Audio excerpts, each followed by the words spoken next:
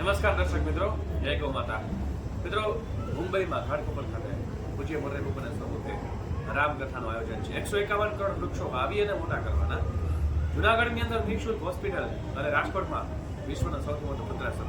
આ સંકલ્પના સાથે રામકથા બેઠી છે. ત્યારે કચ્છથી આપણી સાથે જોડાયેલા છે પવનપુત્ર ગ્રુપના શિવેન્દ્રજી. નમસ્તે શિવેન્દ્રજી, સ્વાગત છે આપનું. આપ જે કચ્છથી આવ્યા છો, તો આપને કેવી રીતના સેવા કાર્ય કરવાનો, પવનપુત્ર ગ્રુપ જે આપણું સરસ 5 વર્ષથી કાર્ય કર્યો છો, તો કેવી રીતના મન થયું, કેવો આપનો અનુભવ રહ્યો, તો એ બે વાત અમારા દર્શક મિત્રો સાથે કરો, જેના કારણે આપનાથી બીજા લોકોને પણ પ્રેરણા મળે અને અનેક જગ્યાએ આપ ઈશ્વરીય કાર્ય થઈ શકે. જી, અને ગુજરાતની અંદર તો જોતા જ રહી છે, કોઈ બી શહેરમાં જાય કે અમુક નાના નાના ગામડામાં જાય, સદભાવનાના ત્યાં વૃક્ષ વાવેલો હોય છે. એટલે અમારા નજરમાં આવ્યું કે કારણ કે અમારા ગામની અંદર પહેલાં વૃક્ષ વાવતા પણ સક્સેસફુલ ના જતા, એટલે કે એની જારી લગાડો, જારી મતલબ બની ગઈ. હા, શું એને ખાઈ જતા, એટલે સક્સેસફુલ ના જતા. જ્યાંથી અમને સદભાવના ગ્રુપથી અમે વાત કરી, અને અમને બહુ સપોર્ટ કર્યો 4-5 વર્ષથી. તો અમે એમાં સક્સેસફુલ ગયા છીએ. ત્યાંથી અમે 400, 500, 1000 એવી જારી હર વર્ષે મંગાવી. બહુ સરસ. અને અમારું ગ્રુપ પવનપુત્ર ગ્રુપ બધાએ સાથે મળી અને ગામમાં વાવવાનું ચાલુ કર્યું, બધું ચાલુ કર્યું.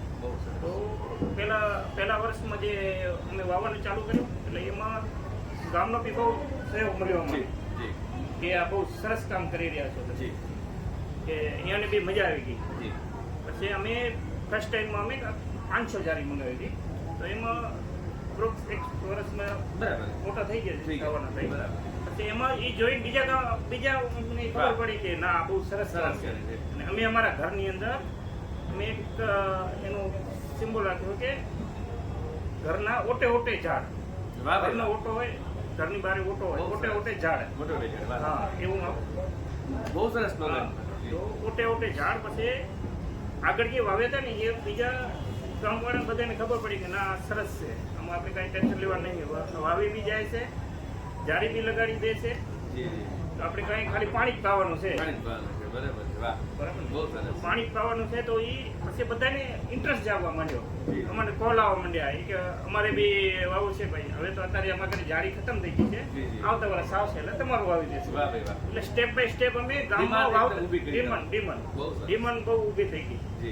સ્ટેપ બાય સ્ટેપ વાવતા ગયા.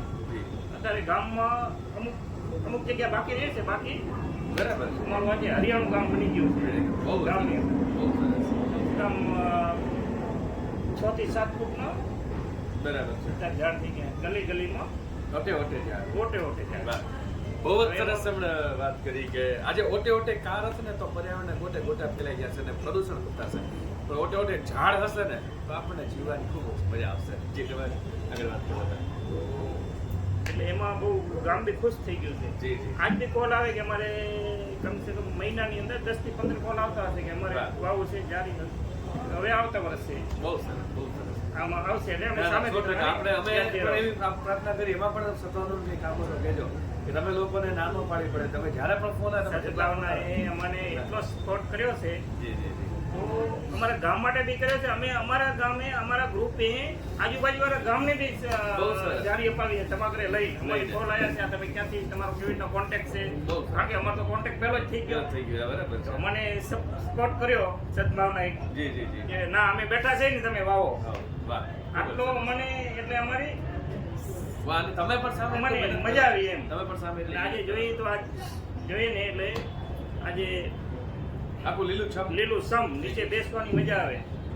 તો એટલે આજુબાજુ ગામડા વાળાને બી અમે મહત્વ સમજાયું કે અહીંયાને બી કોન્ટેક્ટ કરાવી દીધો છે. આજે એ બી વાવવા મળી ગયા છે. બહુ જ સરસ.